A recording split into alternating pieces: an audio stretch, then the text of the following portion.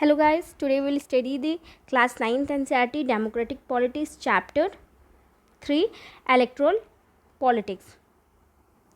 Okay, so under the electoral politics we have completed the first paragraph, that was the overview, and we have also completed the first few paragraphs of why election. Now we'll continue from the continuing line. Okay, so we have left here, just a minute, let me. Okay, so we have completed till government. Now we will start from the people. Okay. The people were unhappy with the existing government. ठीक है, वहाँ के जो local लोग थे, जो peoples थे, वो लोग क्या थे, जैसे कि हमने ऑलरेडी प्रीवियस क्लास में देखा कि एक नॉर्मल सी लोग थे जिन्होंने एक अपने नाम से अलग सी पार्टी का फॉर्मेशन किया था. उस पार्टी का नाम क्या था? लोकदल. ठीक है, आप यहाँ पे देख सकते हैं, ऑलरेडी हमने स्टडी की थी दिस ईयर दिस प्लेस. ठीक है, पार्टी नेम वेयर लोक दल. ठीक है, किसके द्वारा फाउंड किया गया था? चौधरी देवीलाल.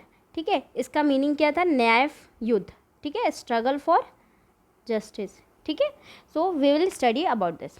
तो बेसिकली क्या होता है कि जो उन्होंने कुछ प्रोमिसेस की थी कि हम जनरली क्या करेंगे, जो भी अगर हम इलेक्शन जीत जाते हैं तो जो भी फार्मर्स हैं, जो भी स्मॉल बिजनेसमैन हैं, हम उनके लोन्स को माफ़ कर देंगे. तो वहाँ के लोग तो ऑलरेडी बहुत ज़्यादा अनहैप्पी थे, तो उनके लिए ये न्यूज़ बहुत बड़ा चीज़ था. They were also attracted by Devilal's promises. ठीक है, ऑब्वियसली सिंपल सी बात है कि अगर आप किसी स्ट्रगल से क्रॉस हो रहे हो और अगर आपको आपके सामने आगे कोई प्रोमिसेस करता है तो आप ऑब्वियसली उसको बोलोगे ठीक है चलो हमारे लिए कुछ तो कर रहा है. So when the election were held, they voted overwhelmingly in favor of लोक दल and its allies. ठीक है, ये हम कौन से ईयर की बात कर रहे हैं? 1987 में, जब हरियाणा में इलेक्शन हुआ था. तो लोगों ने क्या किया? ऑब्वियसली लोग देवीलाल के फेवर में थे, तो उनको अपनी मर्जी से, खुशी के साथ उनको वोट किया. लोक दल एंड इट्स पार्टनर वोन 76 out of 90 seats in the state assembly. ठीक है, तो ये जो पार्टी थी लोक दल, ठीक है, इन्होंने क्या किया, और लोक दल ने, जैसे कि मैंने आपको बताया था, जो भी अपोजिशन पार्टी थी कांग्रेस की, उसके साथ में जुड़ गए थे और वो उन सब एक हो गए थे. तो वो और उनकी पार्टीज़ ने 76 वोट जीते थे आउट ऑफ 90 सीट्स. ठीक है, लोक दल अलोन वोन 60 सीट्स एंड दस had clear majority in the assembly. ठीक है, लोक दल अकेले उसको 60 सीट्स मिली थी और उसने मेजोरिटी क्लियर की थी. The Congress could win only 5 seats. ठीक है, 1987 में कांग्रेस को कितनी सीट मिली थी? सिर्फ 5. आपको यहाँ पे ये बताना है कि किसी भी पार्टीज़ को या फिर किसी भी इलेक्शन में पार्टी को जीतने के लिए मिनिमम कितने परसेंटेज सीट्स जीतना चाहिए, ज़रूरी होता है. Once the election results were announced the sitting of chief minister resigned. ठीक है, बोला जाता है कि एक बार जब इलेक्शन हो गया तो जो ऑलरेडी वहाँ के चीफ मिनिस्टर थे उन्होंने रिज़ाइन कर दिया.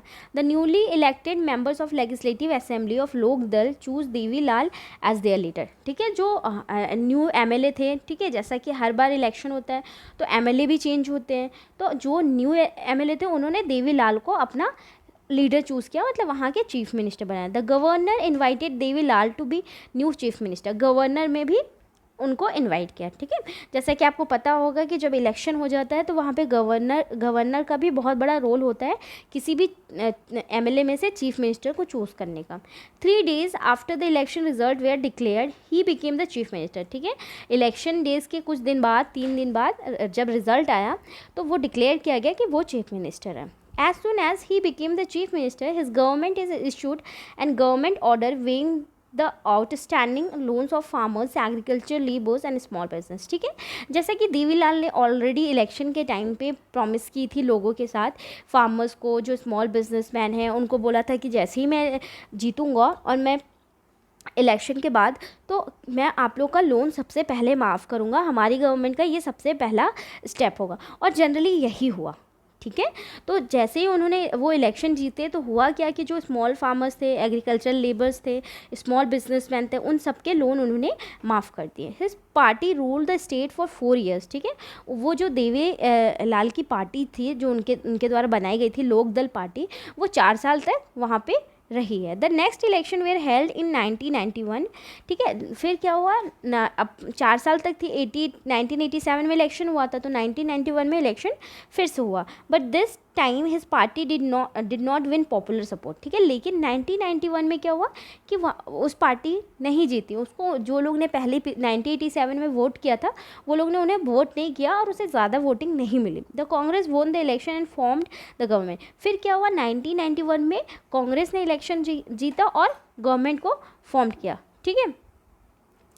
तो अब यहाँ पे हम देख सकते हैं, जैसा कि हम समझ सकते हैं, जैसा कि हमारा पहला क्वेश्चन था, क्वेश्चन क्या था, वाई इलेक्शन, ठीक है, इस टॉपिक का।